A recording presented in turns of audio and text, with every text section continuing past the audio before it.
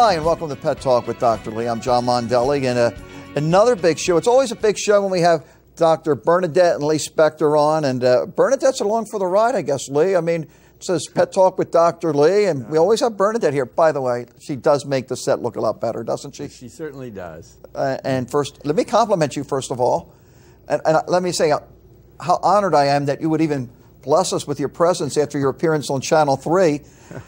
In the opening of the news, not even like the last story, so congratulations. That must have been a pretty neat thing to do. And before we get into our topic today, let's talk about the topic. I'm throwing you a curveball that you talked about, which was, I guess, pet owners using their dogs, cats, whatever, drugs that their veterinarians are prescribing to their animals. There has been some concern that pet owners will become aware of the fact that some of the medications we might use on a pet could be used as for drug abuse for themselves.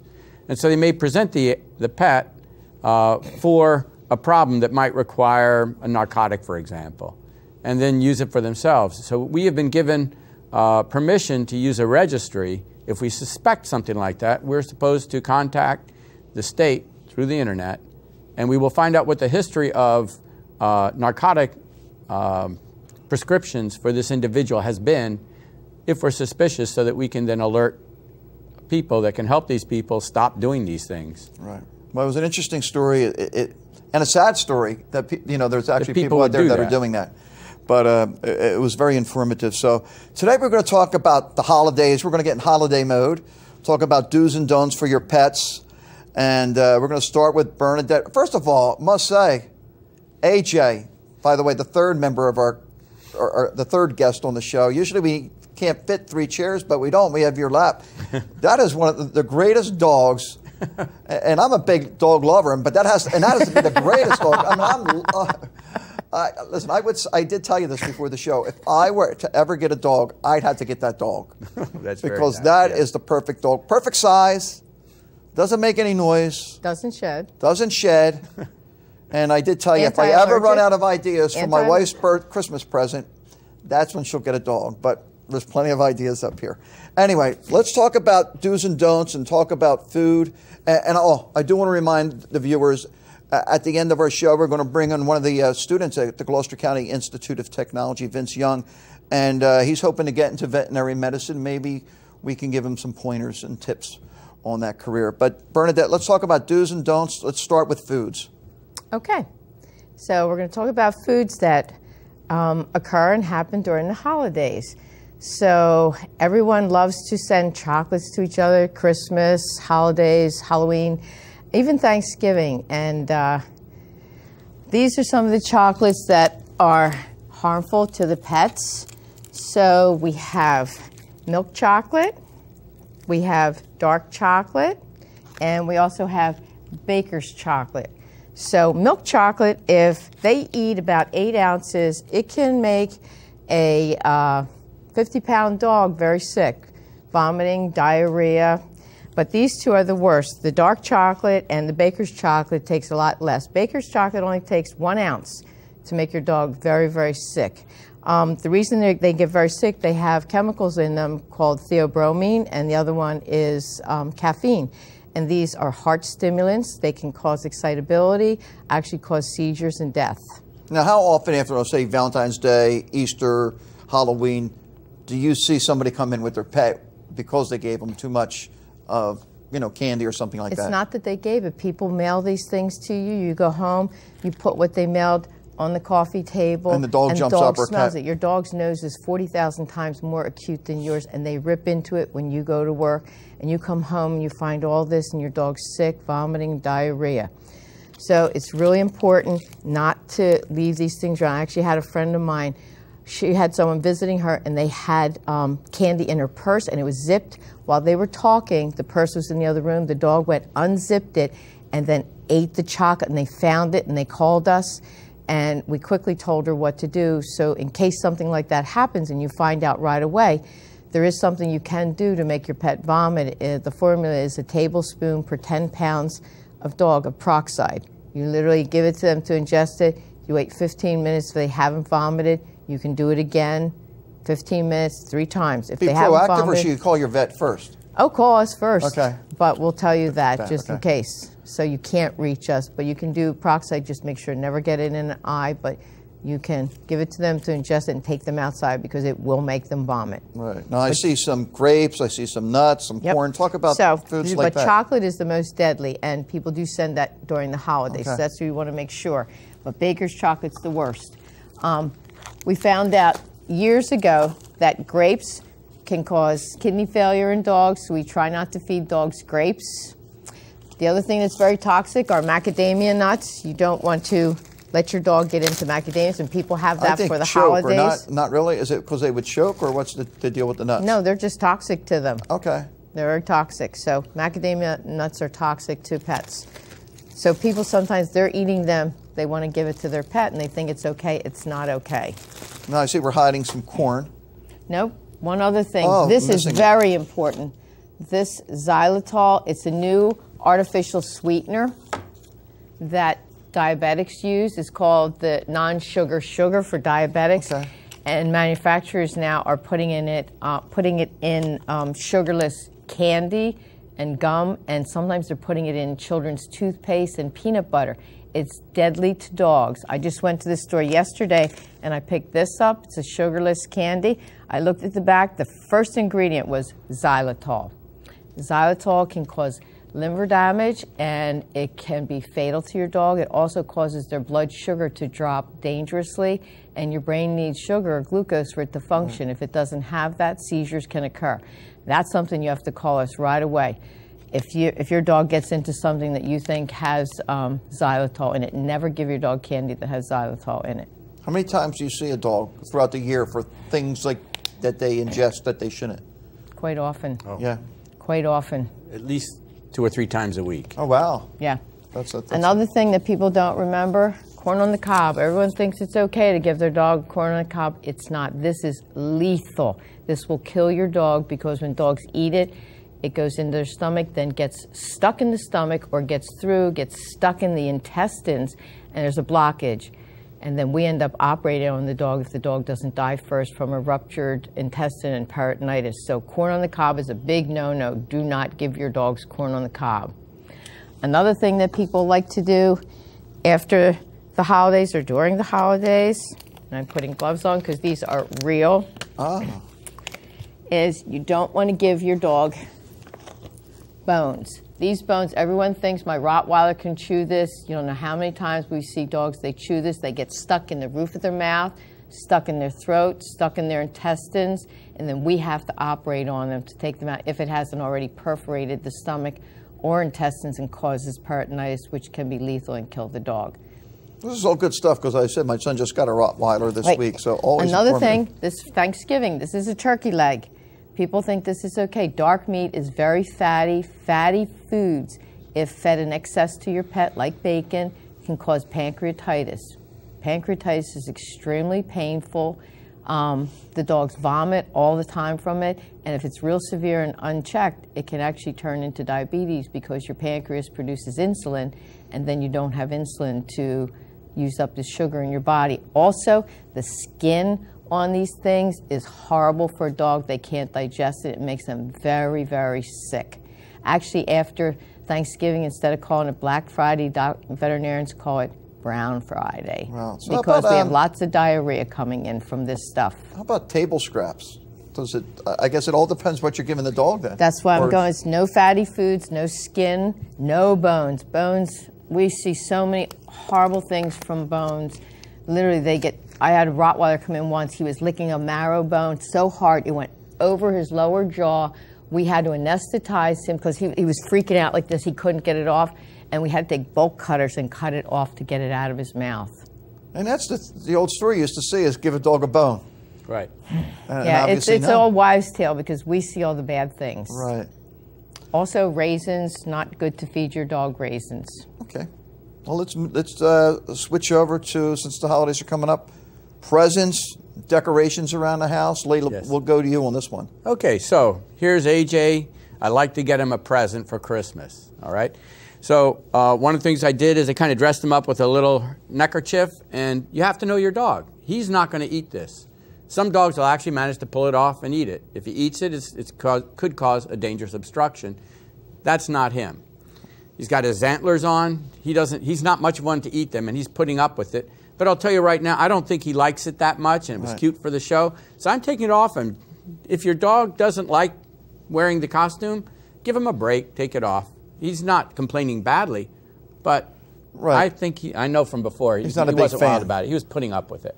So now, if you want. As far as the presents are concerned, I'm going to turn AJ over to his mommy. There you go, AJ. All right. So when it comes to presents, this is how they come. And most dogs, in fact, our last dog, we called him the great amputator because he would have torn this thing off and swallowed it, torn this thing off. The plastic thing would have gone down into his stomach, and he would have vomited that up if we were lucky. This would have been torn off. These tags would have been torn off. The eyes would be torn off in time and swallowed. So what I do with that dog, when I'd get a present like this, I cut off all these things, make sure these little plastic tags that I hate so much, that they're completely off because they really do cause irritation in the stomach. Right. All right? I would take this little scarf off. Yep. I'd cut off the antlers, cut off the ears. What's left? There's like a lump. And he would get a lump of a toy. Well, and I'd remember. What about those stockings? Right. A lot of times you go to a pet store and they have the stockings to give your dog or something. You have to go through. Now, this dog, I could give this whole thing to him like this, and he probably would do nothing with it, although I would get rid of these plastic things. But you have to know your pet. Right. You have to know what your dog's going to do.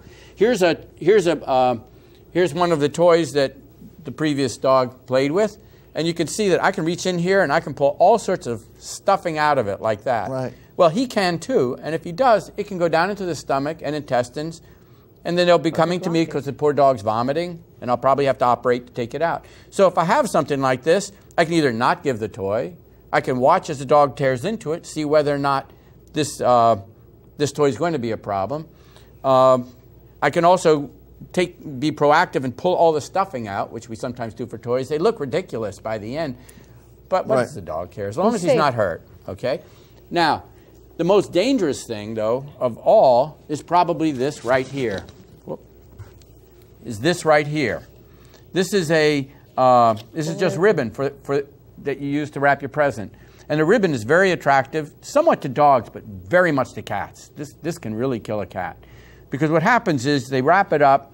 There's all this ribbon all over the place. They swallow it. They start to swallow. It's like spaghetti in a cartoon. Right. It just keeps going down and down and down and down. Then it knots up. A piece knots in the stomach. The rest travels along, and it ends up constricting on the intestines, and the intestines end up being torn up. It's a major, major surgery, and we can lose about 50% of the ones that we deal with. Now, other problems similar are tinsel.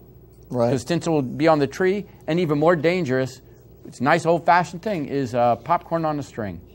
Really attractive. I won't even bring it as an example because I don't want him ever to see it. Well, how about now I'm serious. What about popcorn? Just popcorn out of a bowl. You made popcorn watching a movie. Is it just? I don't see I'm not aware of it being. Okay, so the popcorn on the string is dangerous because of the string. Okay. You've got something that tastes good. They eat it. The string goes down, and you have something more dangerous than a ribbon going into the intestines and then tearing the intestines to shreds. Very hard surgery. Very difficult. Okay. The other thing, up in front, we have a Christmas tree. The Christmas tree itself can be somewhat irritating if the animals like to eat it because of the pine.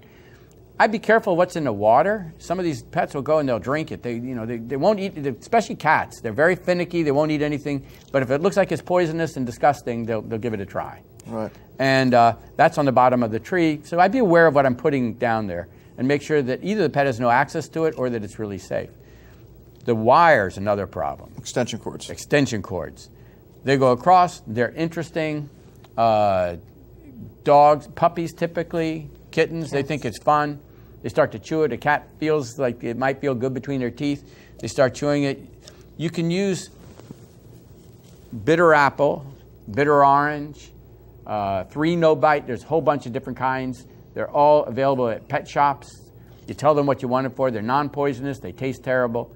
They're basically pepper sprays. So you spray it on there and it'll keep them from going back? Hopefully, yes. Okay. That's the goal. Keeps them safe. Okay. That's pretty much the major thing with presents. Okay, well, let's move on to pets, because I know holiday time, poinsettias, things like that. Plants. Bernadette, you want to get into plants? Plants. Everyone thinks poinsettias are extremely dangerous. They're really not. Poinsettias are irritating. It can cause problems with the mouth and the stomach where the dog will vomit, but it's not that bad. The plants that are extremely toxic and fatal are mistletoe and holly. If they eat enough of the leaves and the berries, it can be fatal to them. Another plant that's very fatal, especially to cats, are lilies. Any type of lilies, when cats eat them, it causes renal failure or kidney failure, and they die from that. They really die from that. So I would not send your friend any type of lily plant if they have a cat, because cats like to chew on everything they're experiencing, they're exploring. The tree itself, I know we talked about the dangerous the fur stuff oil. on the tree. The fur oil can be very irritating to the mouth. Okay. And causes mouth sores, so we can take care of that. But mainly those are the problems. Poinsettias, not too much, but if you're worried, call us, please. And holly and mistletoe are dangerous, but all lilies for cats. You don't want your cat to ingest any type of lilies. Okay, let's move over to the holidays, and maybe everybody wants to buy their loved one a dog or get their loved one a dog for the holidays. Good idea, bad idea, and what should people think about before getting a dog, cat, or a bird, whatever it would be? Probably a better idea as far as getting a present for a loved one at a holiday would be to give a picture and a promise. And then when the holiday's over and everybody's finished running around, you can go out with them and actually select a pet that, I don't like to surprise somebody with one. You want them, you're choosing, it's as long a commitment almost as choosing a mate. Right. You want them to meet. You want the cat or dog to interact with the person who's going to be the owner, and you want them to be close, know they're going to be close right from the start. So I'd say you can make a promise, but you want to do it after the holiday when all the excitement's over. Maybe there's fewer dangerous things for the pet to get into, because these are usually going to be puppies and kittens. Right. And they're going to make mistakes, and you want them to make mistakes when you can handle it, which is probably after the major holidays are over. Okay. So usually after is a better time. Let me ask you both, and either one can answer. Breeder, rescue dog, do you have a preference? Does it matter? When you're looking for a dog? Depends on what the person wants. If I want a particular dog, I would go to a breeder for that. I know people who want to rescue dogs. They want a specific dog. They end up finding another dog that absolutely loves them, and they absolutely love the dog. That's how it works out. It's fate. It's very hard to say. It's sort of how do you find your wife? You know, you might find it you might find her working with her. You may find her at a party. You might pick me up at a bar, but that's pick her up at a bar, and it can work out very well or not. And that's so the same thing. Right. Goes. You could even meet her while you're looking for a pet at a pet shop, you know, or a. Well, let me ask you this: when you're going to a breeder, what do you look for in a breeder? All right, you look for somebody who's very responsible, that obviously doesn't have. Usually, you want them to be very attached to the mother and father. You don't want somebody that's breeding them, and as soon as the females had 2 litters, sends them out. Right. You want somebody who's very committed to that. You want somebody who's committed to the breed. And maybe he's a little particular about selling it, so that you almost feel like you're being examined before you're allowed to have the pet, because that usually shows a commitment on the part of the breeder to their dog, to their puppies that they're turning out. They usually, if they're a responsible breeder, they usually tell you that if you're not happy, they don't want you giving it to a shelter, they don't want you selling it, they want you bringing it back to them so they can find a good home. That's usually an indication. Okay, we're going to take a break. When we come back, Vince Young, senior at GCIT, is going to come on and talk about possibly a career in veterinary medicine. Stay tuned. We'll be right back.